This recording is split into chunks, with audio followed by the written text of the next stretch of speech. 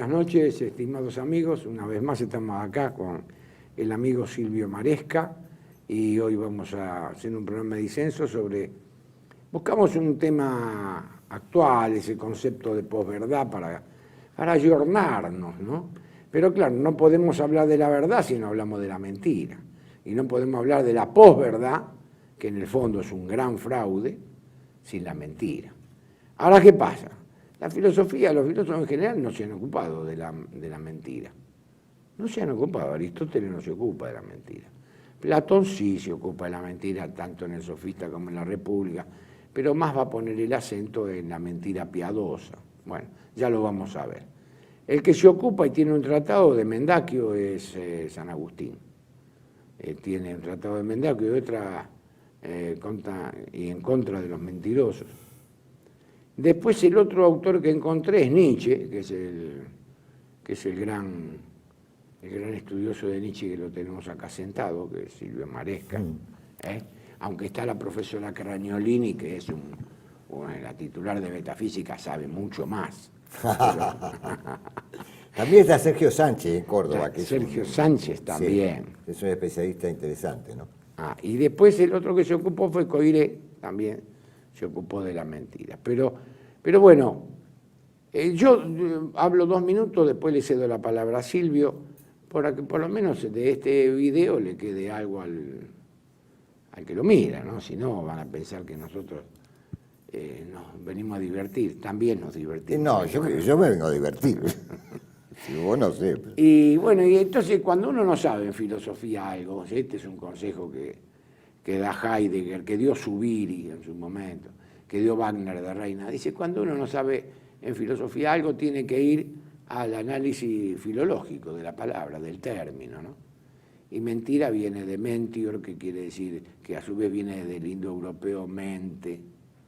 Entonces podríamos decir que la mentira es un producto de la mente para lograr el engaño del otro. Esto podríamos decir como introducción a la mentira, ¿no? Pero bueno, le cedo la palabra a Silvio. Tenés toda la palabra. No, bueno, qué sé yo, se pueden decir muchas cosas, ¿no?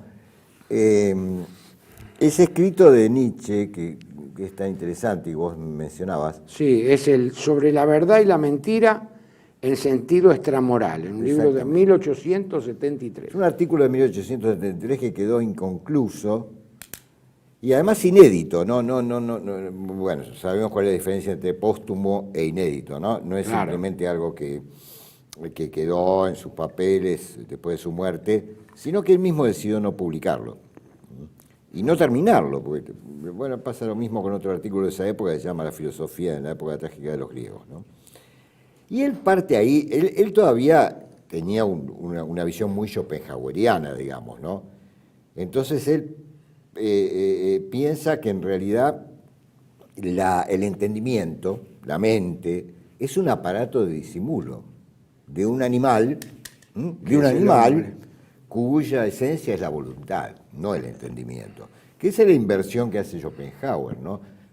La inversión que hace en el sentido que siempre, tradicionalmente, la voluntad fue pensada como algo que, si no se sometía al entendimiento, por lo menos debía hacerlo, ¿no? Porque claro. Ya te acordás que Descartes decía que la voluntad iba mucho más lejos que el entendimiento, y ese es el motivo del error, ¿no? Que no se sometía fácilmente al entendimiento, decía Descartes, y que si éramos a semejanza de Dios será por la voluntad, no por el entendimiento.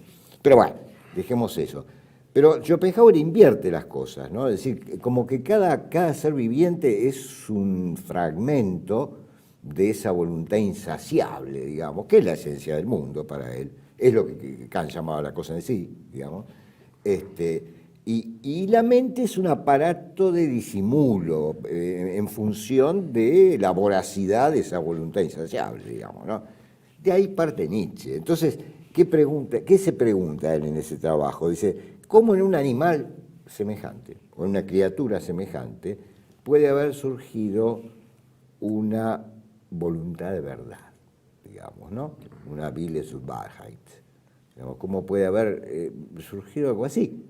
Digamos, ¿no? Entonces trata de explicar de dónde salió esto de la verdad, ¿no? Porque la mente está hecha para mentir. Para mentir. Según el Nietzsche pensaba en esa época, en ¿no? esa época, sí. Vos sabés, mejor que yo, igual que yo, que su pensamiento tiene muchas etapas. Y ahí entonces él sostiene que, digamos, fundamentalmente lo que se llama verdad tiene que ver con un tratado de paz, donde hay una convención dentro de un grupo social de que determinadas cosas se nombran de determinada manera, digamos, y quien las nombra de otra manera miente, digamos, ¿no? Quien tergiversa ese modo de nombrarla miente, porque en realidad para Nietzsche no hay posibilidad de verdad en el sentido tradicional, es decir, de que el pensamiento se adecue a la realidad o el juicio o la proposición se adecue al objeto. Porque él sostiene que en realidad lo primero que nos sucede es un impulso nervioso, Reiz, digamos, claro, ¿no? Donde una X produce ese impulso. Y que eso se traduce en una imagen, y que esa imagen es una primera metáfora ya, es una metáfora del impulso nervioso, porque pueden tener en común una imagen con un impulso nervioso. Y después viene la palabra, que es una segunda metáfora, que tampoco tiene nada en común con la imagen. Y después viene el concepto, que ya es la palabra vaciada de cualquier elemento intuitivo que pueda estar en juego, ¿no? Por eso en ese trabajo él termina privilegiando la palabra poética, porque la palabra poética, a diferencia de la palabra científica, conservaría algo ciertos rasgos de ese impulso original. Pero de cualquier manera, no hay posibilidad de adecuación para Nietzsche. Esa es una cosa importante de ese escrito, digamos. Claro. Rompe ahí, no fue Heidegger que lo hizo, rompe ahí Nietzsche con la idea de la verdad como adecuación. Claro. Digamos, ¿no? Ahí va. Porque... Y bueno, después en la obra posterior, para él todos los juicios, para sintetizarlo y dejarte enseguida la palabra, ¿no? Hay algo típico que dice él, publicado y en los póstumos, que dice que los juicios sintéticos a priori tienen vigencia no por ser verdaderos, sino por ser los más falsos de todos. Es decir, porque para él lo que se llama verdad en una época posterior son esas falsificaciones, por ejemplo, pensar que dos cosas son iguales, digamos, que esta criatura tuvo que inventar para poder instalarse en el mundo, digamos, ¿no? Bueno, vos fijate que vos estabas hablando ahora de Nietzsche y yo estuve historiando un poco el tema de la mentira. Ajá. Lo estuve historiando en San Agustín. Eso te iba a preguntar, porque yo no lo conozco. Es interesante. Y él dice, la mentira no tiene una realidad. Dice, la mentira es una creación de la mente, en función del engaño. Y sobre todo del engaño. Ficción. Es una ficción. Y sobre todo de provocar el engaño, no tanto en sí, sino en el otro. Dice. Me acordaba de Platón, que bueno, después hablaremos de Platón, ¿viste? Platón dice, no, la mentira es importante cuando estamos en guerra porque tenemos que engañar al enemigo. Si no engañamos al enemigo, perdemos la guerra. Entonces la mentira cumple una función, por así decirlo. Y entonces San Agustín dice, bueno, pero al no ser una realidad, ¿qué es? Dice, porque no tiene ser la mentira. La mentira no tiene un ser en sí. Al no tener ser, ¿qué es? Y entonces él tiene un término que después va a usar la filosofía posterior, que va a decir, es un ser de razón. Ah, es un ente de razón. Es un ente de razón. ¿Vos te acordás que alguna vez uno ha leído eso? Entonces, mirá, dice, la intención deliberada de afirmar o negar algo contrario a lo que verdaderamente se piensa es algo que no es verdad, que no es real. Es una invención de la mente y por lo tanto no tiene existencia real. Los viejos escolásticos, ¿qué dirían? Es un ser de razón, aquello que está en nuestra mente y se contrapone a lo existente, pero que está en nuestra mente. Si la mentira no pasa el nivel de una figuración de la mente, como decía en Nietzsche, ficción. Una ficción, ¿no? Como una ficción, pero está vinculada también a la mente, como el círculo cuadrado o la nada absoluta. La mentira es pensada por la mente como ser, pero no tiene en sí ninguna entidad real, sino que su ser solo está en ser pensada. Es decir, tiene ser objetivo solo en el entendimiento. Y dice San Agustín, dice, quod habet esse objectum tantum in intellectum. Claro, porque objetivo ahí, y todavía en Descartes, Mirá objetivo vos, significa el contenido de una representación. Claro. No significa algo externo no, a es la el mente contenido de una o contrapuesto al sujeto, sino que significa el contenido de una representación. Por eso Descartes todavía en las meditaciones habla de la realidad objetiva de la idea. Pero la realidad objetiva de la idea es el contenido de la idea. Claro, Contenido representacional. claro. Objeto en el sentido de algo contrapuesto al sujeto y exterior al sujeto, es posterior incluso a Descartes esa significación. Es porque posterior. para el pensamiento medieval todo era subjectum. Vos te das cuenta todo que era es todo subjectum. subjectum, quod habet esse objectum tantum in intellectum. Es interesantísima esta Sí. definición que encuentro. Ahora, ¿qué pasa? Pero claro, Después, como trasfondo ahí en Agustín está la idea de la adecuación. Siempre, claro, ¿no? siempre. Está siempre la idea de la adecuatio, ¿no? De la No homoiosis. no está cuestionada la idea de adecuación. Claro. No está cuestionada. Pero, y después, ¿qué hace? San Agustín, ¿qué hace? Comienza a hacer todo una topología de las mentiras, los tipos de mentiras, ¿no? ¿Ah, sí? Sí, mira, escucha, dice, la mentira, claro, sí, vuelve a una idea que es de Aristóteles, en realidad. Sí. El bien se puede hacer de una sola manera, el mal se puede hacer de muchas. Por lo tanto, es decir, la verdad es una, la mentira es muchas. Puede haber muchos tipos de mentiras, pero no puede haber muchos tipos de verdades. La verdad siempre es una, lo que es, dice, lo que tiene ser. La vieja asociación de ser y verdad, ¿no? De ser y verdad. Los griegos. Bueno, esto es griego puro. Y entonces, escucha, bueno, yo pongo acá, bueno, puse un ejemplo, no vale la pena.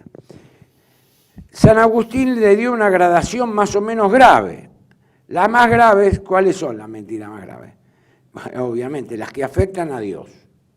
La mentira más grave es la blasfemia. Él lo tiene a Dios como el bien en en Platón, claro, ¿no? Exactamente. Está allá arriba. El que va contra eso, chao, no se perdona. La positividad absoluta. Listo. Segundo, las mentiras referidas a la doctrina cristiana. Todo lo que vaya en contra de la doctrina cristiana, por eso quemaron todos los evangelios gnósticos. Digo, bueno, ya que estamos. Pero le quedó trabajo a Paco García Bazán, que siempre encuentra algún papelito. Claro. Con todo esto Paco habrá viajado 50 veces a Medio Oriente. Y bueno, viajó, ¿qué vamos a hacer? Luego la mentira por la mentira, que a nadie sirve o daña, el mal vano. Notable eso, ¿eh? Dios, la doctrina cristiana, pero después dice, bien, la peor, a nivel humano, la peor mentira es la mentira vana. Es decir, la mentira no tiene ser, pero esa mentira vana, aparte no tiene ser, ¿qué dice? No tiene objeto. Porque la mentira siempre tiene un objeto, engañar. Pero la mentira por la mentira, la banalidad del mal. Bueno, algo así, ¿no? Hay algo de eso. Sí. Hay algo de eso. Es interesante eso, de la mentira por la mentira misma. Y en tercer lugar, la que daña a uno en beneficio de otro. ¿Estamos? La que daña, bueno, cuatro tipos de mentiras consideradas perniciosas. Y después están las mentiras jocosas. Es decir, las mentiras jocosas son las mentiras de la corte, pone el caso los halagadores de palacio, que veían que tenían varios tipos, las piadosas, bueno, y acá entra todo el tema. Así que se dedicó a clasificar distintos tipos de mentiras. Los distintos tipos de mentiras. Pero fíjate que la mentira, la principal mentira a nivel humano, se da en la mentira vana, la mentira sin objeto. Una cuestión, me hacía acordar, no tiene directamente que ver con eso, ¿no? Pero Nietzsche insiste mucho, sobre todo en sus escritos póstumos, en sus notas, insiste mucho en la cuestión del del no querer ser engañado, ¿no? Como si hubiera una relación entre cierta exigencia moral de decir la verdad por parte de quien teme ser engañado, digamos, ¿no? Y ahí, en uno de los ítems, vos mencionabas la cuestión esta del daño, ¿no? Sí. Del daño que puede producir la Sí, mentira. sí. Bueno, digo, se me ocurrió en relación a lo que estabas leyendo, ¿no? Puede haber algo de eso, ¿no? De esa voluntad o temor a ser engañado, digamos, ¿no? Sí. Que entonces nos hace valorar la verdad más que la mentira. Yo creo que tenemos que ir a un corte antes de continuar. Porque, ¿sabes qué pasa? Que, está bien, vamos a un corte, porque después quería, después del corte, quería hablar de estas dos actitudes que hay ante la mentira, que yo encuentro, por ejemplo, en los analíticos, en Kant, en San Agustín, la mentira como un rechazo total, y en Platón, en Nietzsche, encuentro yo en Maquiavelo también, la mentira, una cierta tolerancia a la mentira. Ajá. Estos dos grupos de filósofos que se ocupan de esto, ¿te parece? ¿Cómo no? Bueno, vamos a un corte.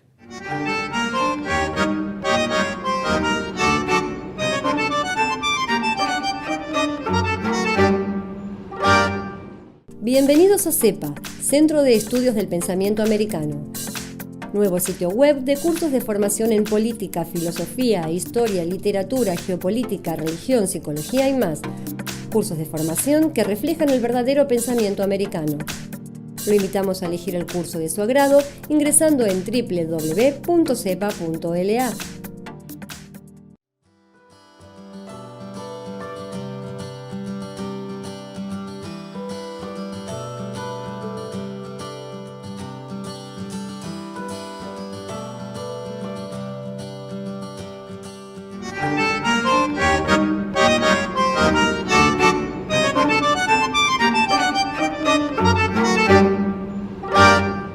Bueno, Silvio, sigamos con esto. Ahora tenemos, bueno, ya redondeamos un poco el tema de mentira. Hay dos posiciones que yo encuentro, que todo el mundo conoce. Son aquellos filósofos como San Agustín, Kant, los analíticos, que no la toleran para nada. Y hay otros filósofos que muestran cierta tolerancia. El más conocido de todos es Platón, pero también se da en Nietzsche, se da en Maquiavelo. Es decir, algunos rechazan de plano la mentira. Con la mentira no se construye nada. Y otros sostienen que con la mentira puedo lograr algo. Por ejemplo, Platón en el Sofista, y lo dice claramente, dice Platón, bueno, producir ignorancia, es decir, el problema de la mentira es producir ignorancia en el alma del engañado. Está bien. Bueno, es que ahí está un poco el tema del no querer ser engañado, ¿no? Bueno, y Descartes no comienza las meditaciones metafísicas, no comienza que todo hombre está conforme con su sentido común. Sí, habla de eso. ¿Y qué quiere decir eso? Que todo hombre sabe que siguiendo su sentido común nunca va a ser engañado. Sí, pero de cualquier manera, volviendo a la división que vos hacías, sí. A mí me parece que eso nos lleva a la cuestión de la moral, digamos, ¿no? Porque esos filósofos que vos señalabas como más tolerantes, y nuestro mismo programa, que hasta ahora no hizo juicios morales sobre la mentira, tratan de investigar qué es en sí la mentira, digamos, ¿no? Mientras que la moral la condena de antemano. Claro. ¿no? Es decir, y los filósofos más moralistas, y sí, seguramente no le dan lugar, hablan sobre el tema de la verdad. Pero la cuestión es, la cuestión que vos traes muy interesantemente, es preguntarnos qué es la mentira y dejar por un momento en suspenso, con una especie de epogée escéptica, si vos querés, o fenomenológica, poner entre paréntesis toda consideración moral. Claro. Decir, bueno, ¿qué es la mentira? Y si es posible la mentira, porque ese es un problema que tuvo Platón también, ¿no? Sobre todo en el Sofista, no República, porque esas son dos cuestiones distintas. El problema es que Parménides había dicho que pensar, ser y decir eran lo mismo. Entonces muchos sofistas se refugiaban de una manera un poco tramposa, podríamos decir, mentirosa, podríamos decir, en ese dicho de Parménides, y como lo muestra en el Teéteto Platón, en una larga intervención de Protágoras, Protágoras dice, todo es verdadero, porque no es posible mentir. No es posible mentir, ¿por qué? Porque decir es decir lo que es, no se puede decir lo que no es. Es imposible decir la nada, lo que no es. Es ahí donde Platón se vio obligado, el sofista, maravillosamente, a inventar un no ser relativo. Claro. Entonces, cuando yo digo que el rojo no es el verde, digamos, no estoy diciendo, digamos, que nada o la nada, sino que estoy diciendo que es otra cosa. Es la idea que expone en el sofista Platón del no ser como lo otro, como la diferencia, como la alteridad, digamos, ¿no? Y así logra Platón justificar la posibilidad del error, digamos, porque muchos sofistas negaban la posibilidad del error. Y si no existe la posibilidad del error, no hay diferencia entre opinión y ciencia, y tampoco hay jerarquía entre el saber y el no saber. Seguro. Y entonces tampoco hay república en el sentido platónico, porque todo esto se va encadenando, digamos, ¿no? Ahora, ya te digo, como decíamos en otro bloque, ya pensando en Maquiavelo, que me gustaría que dijeras algo sobre Maquiavelo al respecto, ¿no? Y en Nietzsche está, claro, esta idea del disimulo como inherente a este animal que somos, ¿no? Bueno, sobre todo acá en Platón es el tema, se da en la República el tema lo plantea como... Claro, pero es distinto, ¿no? Lo es otro sofista, planteo distinto es otro del sofista, planteo. El sofista es un planteo de carácter metafísico y epistemológico. Y la República es un planteo político. Exactamente. Está justificando la mentira para poder engañar al enemigo en la guerra. Pero creo que incluso esto lo sabes vos mejor que yo, pero creo que incluso él admite que para gobernar, creo que es el libro 4, son necesarios a veces ciertos mitos. Bueno, ¿qué es lo que dice Maquiavelo? Dice, para gobernar se necesita la mentira. Si no, no puede gobernar. El príncipe necesita de la mentira como un instrumento más de gobierno. El príncipe está obligado a mentir. No puede el príncipe vivir diciendo, no es un filósofo. Está obligado a mentir. La mentira es un requisito del poder. El engaño es un requisito del poder. Está bien que mentira, él no habla de mentira. Que es eso, ¿no? Él no habla de mentira, habla de engaño. Bueno, pero es más amplio. La mentira es una cosa muy, muy específica porque parece que hay una intención expresa. En el engaño, y bueno, fue engañado. Vos viste que el engaño no tiene la misma sanción moral que la mentira. No tiene. Por ejemplo, no son condenados por la ley los que hacen el cuento del tío. Son menos condenados. ¿Me entendés? Tienen menos pena los que hacen el cuento del tío que los que estafan así expresamente, ¿no? Entonces, una inmobiliaria que vende departamentos. Ahora, vos decías que, es un tema que yo no comprendo bien, ¿no? Que este análisis nuestro, donde veíamos, y comparto lo que vos señalabas, ¿no? Filósofos que han condenado la mentira sin digamos... Sin ninguna alternativa, nada, no ofrece nada. Sin pensarla, prácticamente. De hecho, no se piensa la mentira. Sí. De hecho, no se Aunque piensa. eso, no, por lo que vos explicabas, no es cierto San Agustín. San Agustín la condenó y la pensó, digamos, ¿no? Estaría un poco en el medio ahí, ¿no? De esa clasificación que hacías. Pero, digamos, todo esto vos decías un poco en función de entender este análisis de la mentira, en función de entender lo que se llama posverdad. Yo te aseguro que mucho de eso no yo lo había hecho como una especie de introducción, ¿no? En el fondo, cuando nosotros hablamos del tema de la posverdad, en realidad el término fue creado por Jason Harbin. ¿No es meramente periodístico? Bueno, Jason Harbin era un periodista, analista político, ¿no? Ajá. El 2015 crea el término de posverdad, donde sostiene que lo que interesa no es la realidad, sino lo que se dice de la realidad. el relato. Esta es la definición que da. Lo que interesa hoy no es la realidad, sino lo que se dice de la realidad.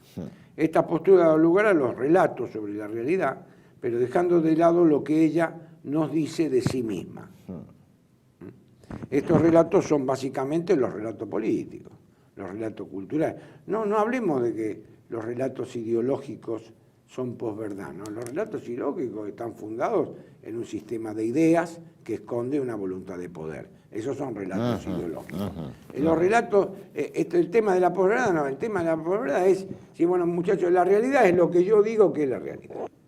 Los discursos políticos, Macri no tiene ningún discurso ideológico, de hecho, no tiene ninguna estructura ideológica en la cabeza, pero tiene un relato de posverdad. Es decir, entonces él, ¿qué hace? Relata una realidad que no es, que bien, cuántas fábricas hicimos, cuántos caminos hicimos, vamos todos fenómenos, tenemos una inflación del 50%, 13 millones de tipos en la línea de pobreza, el 50% de los chicos mal alimentados. Esta es la realidad. Pero sin embargo, él lanza ahora, por ejemplo, los 10 puntos, la oposición seguramente los va a comprar, ¿para qué? Para hablar sobre el futuro. Pero lo que tiene que hacer la política es hablar de lo que sucede. Entonces, fíjate el relato de posverdad de Macri. El tipo lanza 10 puntos, entonces hace a toda la oposición, en lugar de hablar de lo que está haciendo mal, y sobre todo ahora se ha radicalizado más Macri, los errores cada vez son mayores, porque un error al principio es grande al final, dice Aristóteles al comienzo del Tratado del Cielo. Entonces este es un error al principio que es grande al final. ¿Qué hace? Larga los 10 puntos para que la oposición, los políticos, estos genios que no sirven para nada tampoco, hablen sobre qué es lo que hay que hacer en la Argentina. En realidad lo que hay que hacer es sobre el futuro, pero lo que está sucediendo es esto. En fin, yo no quiero entrar en los 10 puntos. Pero ¿Por qué? No quiero entrar en los 10 puntos porque es indignante. Sí. Es el programa liberal completo, no es ninguna propuesta de diálogo, es el programa del liberalismo argentino desde 1852, claro, o de antes. Es el programa de siempre. No es para discutir. ¿Qué discutir qué? Y bueno, por ahí nos ven. Es nada más que un enunciado. Por ahí algún político nos ve. Es un enunciado ideológico. Es un enunciado ideológico. Absolutamente. Sí. Ahora, era interesante, creo, lo que vos decías, por un lado, la diferencia entre la posverdad y la ideología. Exacto. Y me gustó lo que decías, que la ideología es un sistema de ideas que va escondiendo una voluntad de poder. Que esconde una voluntad de poder. Eso me parece una definición muy interesante. En tanto que la posverdad es un relato. Ahora, yo me quedé pensando, qué difícil se hace para el hombre contemporáneo, para el individuo que por otra parte está aislado, ¿no? Me estoy acordando de un trabajo, enseguida te comento, que leí, muy, muy interesante. Tener acceso de alguna manera a, aunque sea un fragmento de lo real, digamos, ¿no? Claro. Es decir, cómo estamos, circulando en un vértigo de discursos que van y vienen, digamos, y lo real se escabulle. Sobre todo para el individuo, ¿no? Yo últimamente, ¿sabés qué digo? Cuando me dicen, bueno, Cristina robó, que esto, que lo otro, digo, la verdad, no me consta. O me dicen, qué sé yo, pero los Paraná Papers de Macri, la verdad, digo yo, no me consta. Digo todo el día eso, porque la verdad que no me consta nada de nada, porque todo es como vos decías, o como se dice en esta cuestión, cuando se habla de posverdad, es como si todo fuera relato, como si lo real se hubiera evanecido, ¿no? Yo creo que no es así, ni debe ser así. Pero cómo rescatar, aunque sea un fragmento de realidad, ¿no? No es fácil, no es fácil. Ya te lo digo en sentido más metafísico, sí, en una de esas que hay tal cantidad de pobres, eso sí podemos saberlo, digamos, ¿no? Hasta cierto punto también. Hasta cierto punto, ¿no? Porque yo qué sé, hasta qué punto... no te dice... Hasta qué punto el indecno miente. Como dice Wagner de Rey, ¿no? Volvemos a la mentira también, ¿no? Claro, ¿hasta qué punto el indecno miente? Claro. Y hasta qué punto muchos no quieren ser engañados. ¿Hasta qué punto la misma estadística no miente? Porque también podemos dar vuelta a lo que decíamos antes, ¿no? ¿Hasta qué punto muchos no desean ser engañados? Esto sería otra vuelta de tuerca sobre la mentira, ¿no? sería otra vuelta de tuerca, ¿no? A mí me parece. Aunque vos decías que mentira y engaño no son lo mismo, y también es cierto. Mirá cómo se complica el tema, ¿no? Ahora, vos fíjate. Se complejiza más que se Se hace complica. complejo. Yo buscaba en estas cosas, ¿no? Había un profesor español, aburrido, cansado. La posverdad es el último carnavalesco disfraz de lo que siempre se conoció como embuste, fraude y mentira. Sí. Carnavalesco disfraz. Y dice, Sí. bueno, entonces, pero claro, lo que tiene la posverdad, que ha tenido así como una especie de pajarito llamador, es que esto ha tenido una gran proyección en la política. Esto es lo que yo veo. Por ejemplo, esto es una observación, pues a lo mejor me equivoco. La consecuencia politológica más importante de estos últimos años vinculada a la idea de posverdad es la sostenida por un argentino de origen portugués, Ernesto Laclau, en La Razón Populista del 2005. En vistas a que el marxismo perdió el sostén del pueblo, afirma que el pueblo, las mayorías populares, tienen que ser reemplazadas por distintos pueblos o colectivos o diferentes minorías que son los verdaderos destinatarios de los gobiernos democráticos. Estos pueblos son una creación intelectual en Argentina, donde volvieron a aparecer los indios, en Chile la República Mapuche, aparecieron los diferentes géneros, más allá del masculino y el femenino, estas nuevas oposiciones dialécticas, gay, heterosexuales, indios, blancos, abortistas, provida, vienen a reemplazar a la agotada dialéctica marxista entre burgueses y proletarios. Por supuesto que esto no daña las condiciones de producción, porque el imperialismo internacional de dinero sigue vivito y coleante, sino que lo que hace es introducir una irrealidad como un fenómeno real. Y entonces ese paso es un paso muy difícil, como vos decís, no tenés asidero. El hombre que recibe la información por los medios no tiene ningún asidero en la realidad. Exactamente. Es todo fraude, porque si la posverdad se te impone con poder político, porque vos lo ves, porque ves las manifestaciones, ¿viste? Y vos ves una manifestación y ¿es verdad o es de mentira? Entonces todo esto es un gran embuste, un gran fraude. Vos ves no es un fraude esto de los... Es un fraude que venga un tipo y te diga, ¿cómo es usted? No, yo me llamo Mangiaradores, pero yo me siento indio. Pero hermano, si tu abuelo tocaba el bombolino en una murga en Italia, ¿me explico? Entonces, esta pregunta que vos hacés, ¿qué asidero? Nosotros, que estamos haciendo un esfuerzo extraordinario por no caernos de la realidad, no tenemos asidero. Todos los asideros a la realidad que nos están ofreciendo son asideros que no son. Construcciones discursivas, ¿no? ¿Viste? Castellani tiene una frase que dice, que gente que sabe cosas, la gente de este Albardón, de esta localidad. Que gente que sabe cosas, pero cosas que no son. Es decir, tu pregunta, dan el clavo, porque ¿cuál es el asidero? ¿Dónde me voy a asir? ¿Dónde me tomo? ¿Dónde me apoyo? ¿Cuál es la realidad incontrastable? Yo creo que es un buen final esa pregunta tuya para el programa de hoy. Ah, bueno, listo. Señores, Silvio Maresca dijo que se terminó el programa y acá no hay vuelta de hoja, se terminó el programa. Hacemos un corte lacaniano. Listo, hasta luego.